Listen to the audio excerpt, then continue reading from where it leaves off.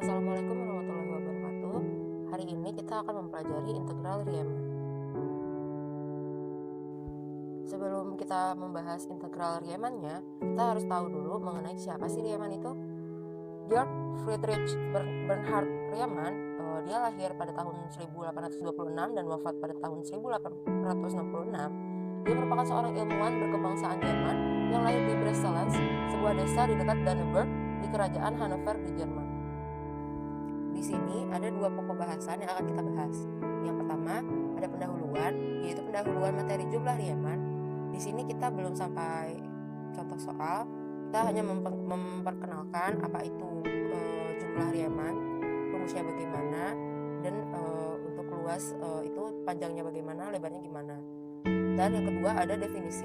Di situ baru kita akan mempelajari tentang jumlah-jumlah Riemann dalam kurva yang sudah bernilai, dan kita akan menghitung bersama-sama. Pokok bahasan pertama, pendahuluan. Nah, di sini kalian dapat melihat ada sebuah kurva yang ada daerah-daerah diarsir di dalam kurvanya. Riemann melakukan pendekatan dengan membagi daerah arsiran tersebut menjadi persegi panjang, lalu semua luas persegi panjang tersebut dijumlahkan. Nah, di sini di dalam kurvanya sudah dibagi-bagi menjadi sekitar 8 persegi panjang. Nah, dengan notasi-notasi yang ada pada gambar, maka bisa kita hitung jumlah seluruh persegi panjangnya. Nah, terus gimana sih cara ngitung jumlah seluruh persegi panjang? Di sini kita diberi salah satu contoh persegi panjang. Nah, persegi panjang 1. Persegi panjang 1 di sini memiliki luas A1 dengan panjangnya itu delta x1 dan lebarnya fx1. Di sini tidak terlihat fx1-nya karena dia terlalu kecil, tapi fx1-nya di sini sama halnya kayak fx2, fx3.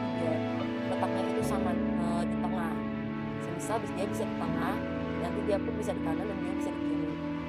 Dengan luas persegi panjang P dikali L, maka rumusnya menjadi A1 sama dengan delta x1 dikali fx1. Atau bisa juga rumusnya menjadi fx1 delta x1.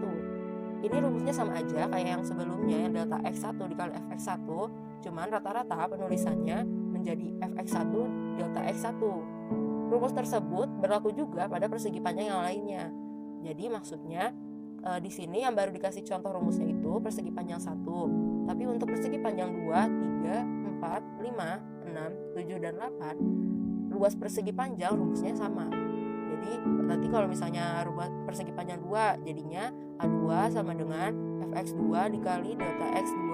Begitu juga seterusnya. Nah, tadi kan kita sudah tahu mengenai cara menghitung luas persegi panjang masing-masing. Sekarang kita menghitung luas totalnya. Rumus luas total persegi panjang dinyatakan dalam notasi sigma A1 ditambah A2 ditambah A3 sampai ditambah A8. Jadi A1 tambah A2 tambah A3 tambah A4 tambah A5 tambah A6 tambah A7 dan tambah A8. Nah, di situ kita masukin tuh rumus yang tadi kita tahu, fx1 dikali delta x1. Nanti kalau A2 fx2 dikali delta x2 sampai kita masukin rumus fx8 dikali delta x8. Atau bisa juga rumusnya menjadi sigma i sama dengan 1 sampai dengan fxi delta xi. Nah, di sini ada catatan. Semakin banyak persegi panjang dalam kurva, maka errornya akan semakin dikit. Maksudnya gimana sih? Nah, kan di sini di gambar itu persegi panjangnya itu cuma ada 8 nih. Tapi nanti kalau misalnya mau di dalam kurva itu mau dibikin jadi 9, 10 atau misalnya 20, nanti errornya akan semakin dikit karena kalau di dalam kurva ini yang tidak luas, daerah yang tidak tertutupnya juga akan semakin dikit. Nah, untuk rumus yang tadi kita sudah ketahui, yaitu sigma i sama dengan 1 sampai dengan 8 fxi dikali delta xi. 8 di sini itu 8 persegi panjang. Nah, makanya 8 di sini bisa diganti menjadi n. Kenapa jadi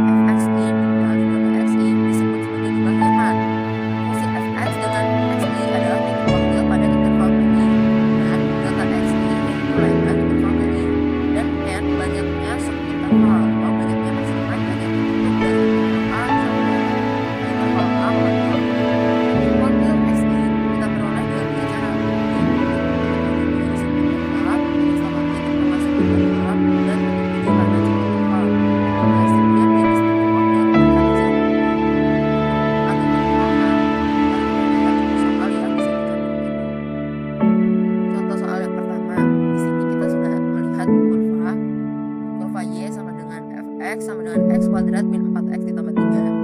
Nah, gimana sih cara kita cari jumlah Riemann dari kurva yang di sini? Mari kita simak pembahasannya. Nah, penyelesaian tahap pertama. Tahap pertama itu kita menentukan luas persegi panjang masing-masing. Nah, persegi panjang 1, di sini panjangnya itu kan 0,7. Sedangkan titik wakil x1-nya itu 0,5. Jadi 0,5 di sini itu bukan kita bisa langsung simpulkan lebar, tapi dia itu titik wakil. Dan titik wakil di sini kalian bisa lihat di gambar, itu berada di titik ujung kanan. Sehingga lebar fx1 sama dengan f 0,5. Jadi 0,5 itu dimasukin ke fungsi x-nya. Nah, fx-nya ini rumusnya yang mana sih? Yang ada di gambar. Di situ kan ada rumus fx sama dengan x kuadrat min 4x ditambah 3. Nah, titik wakil ini, nilai titik wakilnya dimasukin ke x yang ada di situ. Jadi f 0,5 sama dengan 0,5 kuadrat dikurang 4 dikali 0,5 ditambah 3. Nah, di sini itu dapat hasil f 0,5-nya itu 1,25. Nah, ini kan udah ketemu nih lebar sama panjangnya. Maka kita bisa mencari luas persegi panjang 1 dengan luas persegi panjang yang biasa. P dikali L, kita masukin tuh angkanya 0,7 dikali 1,25, hasilnya 0,875. Nah, ini masih di tahap 1. Kita menghitung persegi panjang yang kedua. Nah, panjang di sini nggak bisa kita langsung tulis 1,7. Kenapa? Karena 1,7 ini panjang dari titik 0-nya. Jadi biar tahu panjang persegi panjang yang kedua, kita kurangin panjang yang ada di persegi panjang yang kedua dengan panjang yang ada di persegi panjang 1. Jadinya 1,7 dikurang 0,7, hasilnya itu 1. Nah, titik wakil x2-nya di sini 1,5. Kita bisa lihat juga pada gambar, titik wakil ini 1,5 dan dia berada di ujung kanan subinterval. Sehingga lebar fx2, nah kita di sini masukin x titik wakil x2 yang tadi 1,5, f 1,5 sama dengan 1,5 kuadrat dikurang 4 dikali 1,5 ditambah 3. Hasilnya didapat di sini itu min 0,75. Nah, udah dapat lebar sama panjangnya, kita bisa langsung masukin ke rumus luas. P dikali L. P-nya 1, L-nya min 0,75. Nah, kita bisa mendapatkan luas persegi panjang yaitu min 0,75. Nah, sekarang kita menghitung persegi panjang yang ketiga. Persegi panjang yang ketiga di sini kamu bisa hitungnya panjang yang ada di persegi panjang yang ketiga ini yang 2,7 dikurang sama persegi panjang yang kedua. Kenapa gitu? Karena persegi panjang yang kedua yang didapat ini dapat dari titik 0 ke ujung persegi panjang keduanya. Jadi kamu biar tahu panjang persegi panjang ketiga ini gimana, udah kurangin aja pada persegi panjang ketiga kurang persegi panjang persegi kedua, hasilnya itu 1. Nah, di sini dari gambar pun kita bisa melihat titik wakil x3-nya di sini itu 2. Nah, dan dari gambar pun dapat kita ketahui bahwa titik wakil di sini itu berada di titik ujung kiri subinterval. Nah, sekarang kita ngitung lebarnya nih, fx3. Nah, titik wakil tadi dimasukin nih ke rumus fx. Berarti f2 sama dengan 2 kuadrat dikurang 4 dikali 2 ditambah 3. Hasilnya itu kita dapat lebarnya min 1. Nah, 3 kita masukin ke rumus luas. Panjangnya 1, L-nya min 1. Maka kita dapat hasil luasnya min 1. Nah, sekarang kita menghitung luas persegi panjang yang keempat. Nah, caranya sama kayak yang sebelumnya. Berarti 4 dikurang 2,7, hasilnya itu dapat 1,3. Nah, titik wakil x4 di sini kalian juga bisa lihat di gambar, yaitu 3,5. Kalian bisa lihat juga di gambar kalau titik wakilnya ini berada di titik tengah. Sehingga lebar fx4 sama dengan f 3,5 sama dengan 3,5 kuadrat dikurang 4 dikali 3,5 ditambah 3. Hasilnya itu 1,25. Luas persegi panjang 4 ini karena kita udah dapat panjang, kita udah dapat lebar, kita bisa masukin ke rumusnya. Panjangnya itu 1,3 dan luasnya dan lebarnya itu 1,25. Kita kali hasilnya kita dapat 1,625. Nah, tadi kita udah menghitung luas persegi panjang masing-masing yang ada di gambar. Nah, sekarang kita menentukan jumlah Riemannnya. Jumlah Riemann ini tinggal kamu tambah semua luas persegi panjangnya. Masukin itu tadi luas persegi panjang 1, luas persegi panjang 2, 2, luas persegi panjang 3, dan luas persegi panjang keempat. Di sini udah dimasukin angkanya, dan setelah dihitung jumlah Riemannya akan didapat 0,75. Nah, jadi kesimpulannya jumlah Riemannya pada gambar adalah 0,75. Contoh soal 2. Misalkan diketahui suatu fungsi fx sama dengan x pada integral 0,3. Tentukan jumlah Riemann dengan menggunakan 6 subinterval sama panjang dan titik wakilnya. A. Titik ujung kanan subinterval. B. Titik tengah subinterval. C. Titik ujung kiri subinterval. Penyelesaian. A.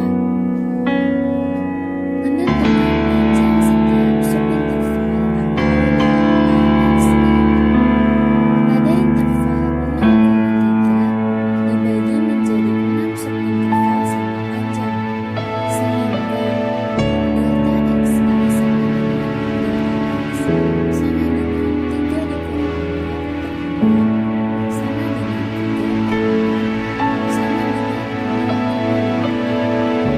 Delta x di sini jarak antara ujung kanan subinterval yang satu dengan yang lainnya dan merupakan ujung kanan subinterval satu. Untuk dapat menentukan jumlah Riemann fungsi fx sama dengan x dengan 6 subinterval pada selang 0,3, perhatikan grafik fungsi fx sama dengan x pada interval 0,3 dan titik ujung kanan subinterval berikut. Tahap 1. Menentukan titik wakil. Karena yang diminta adalah titik ujung kanan subinterval, maka nilai xi yang digunakan adalah sebelah kanan setiap subintervalnya. Tahap 2. Menentukan lebar atau tinggi masing-masing subinterval dengan fungsi fx sama dengan x. Subinterval 1 sama dengan 0 hingga 0,5 dengan x1 sama dengan 0,5. Fx1 sama dengan x, f0,5 sama dengan 0,5. Subinterval 2 sama dengan 0,5 hingga 1 dengan x2 sama dengan 1. Fx2 sama dengan x, f1 sama dengan 1. Subinterval 3 sama dengan 1 hingga 1,5 dengan x3 sama dengan 1,5. Fx3 sama dengan x, f1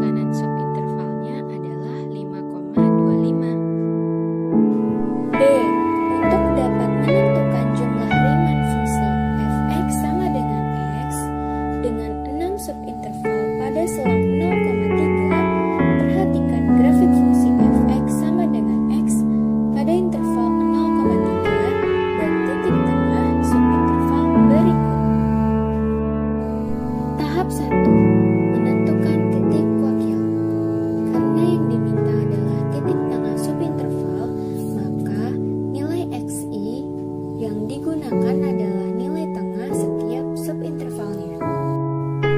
Tahap 2. Menentukan lebar atau tinggi masing-masing subinterval dengan fungsi f(x) sama dengan x.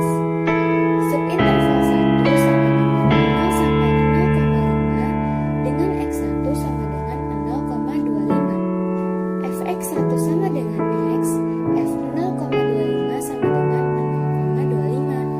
Subinterval 2 sama dengan 0,5 sampai 1 dengan x2 sama dengan 0,75.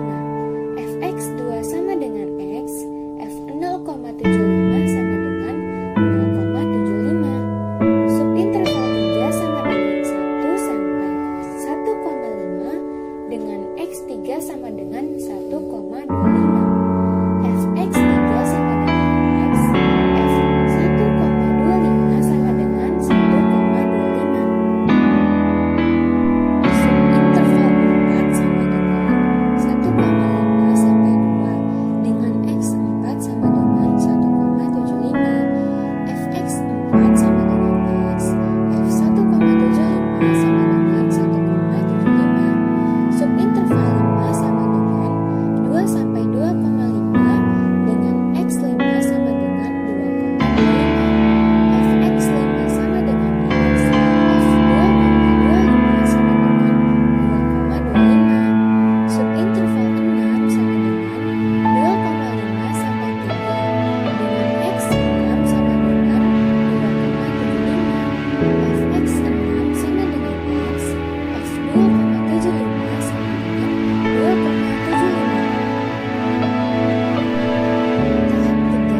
Menentukan jumlah harian. Segmen I sama dengan 1 hingga 5. fx1 delta xi sama dengan fx1 delta x1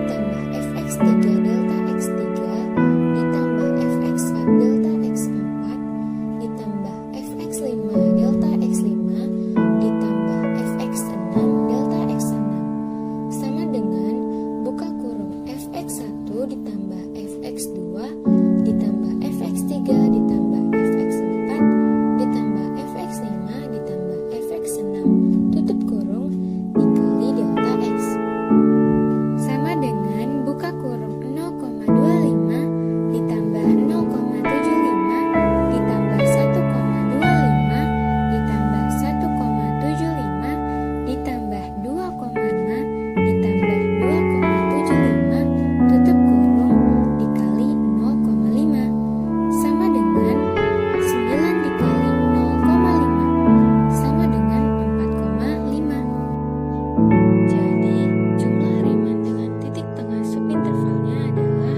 4,5. C.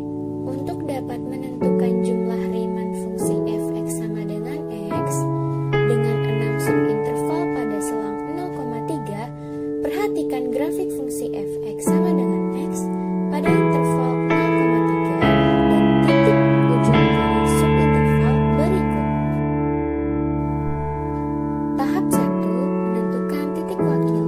Karena yang diminta adalah titik ujung kiri subinterval, maka nilai xi yang digunakan adalah nilai ujung kiri setiap subintervalnya.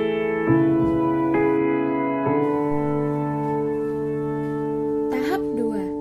Menentukan lebar atau tinggi masing-masing subinterval dengan fungsi f(x) sama dengan x. Subinterval 1 sama dengan 0 sampai 0,5 dengan x1 sama dengan 0. fx1 sama dengan x, f0 sama dengan 0. Subinterval 2 sama dengan 0,5 sampai 1 dengan x2 sama dengan 0,5. fx2 sama dengan x,